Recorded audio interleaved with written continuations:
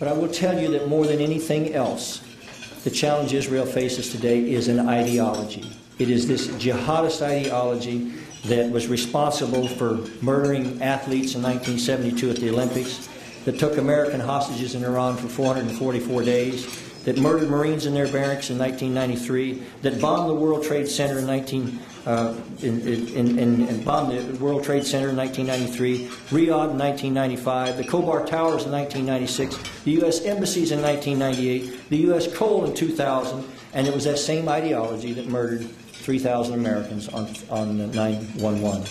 And I sometimes think that we forget that. You know, there was once another murderous ideology that arose in the world that the world didn't recognize how dangerous it was. Somehow Hitler, because of his captivating ability to speak to crowds and to whip them into a frenzy, they forgot the evil that was in this man's heart. And I will tell you today that I truly believe that the jihadist ideology that we face today is every bit and even more dangerous than the Nazi ideology.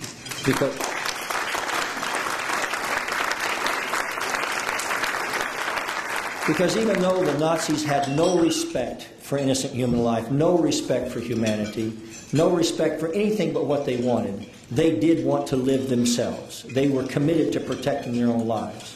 And this jihadist ideology that the world faces is willing to sacrifice their own children in order to have the opportunity to kill the children of the infidel.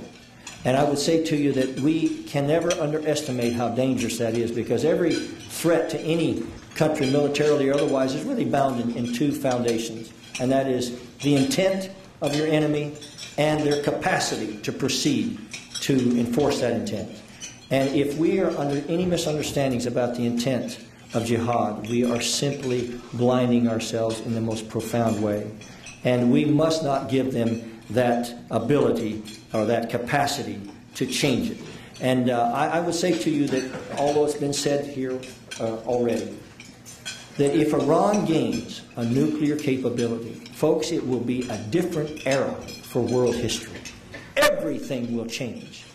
Terrorists will have nuclear weapons the world over. America and Israel will face EMP threats, will face nuclear threats. Our children will walk in the nuclear shadow the shadow of nuclear terrorism. That's where it will be. And I am astonished. I'm astonished. Forgive me, it sounds partisan. I don't mean to be partisan tonight. But I'm astonished that this administration says more negative things about Israel building homes in their own capital city than they are about a madman like Ahmadinejad building nuclear weapons to face the entire human family.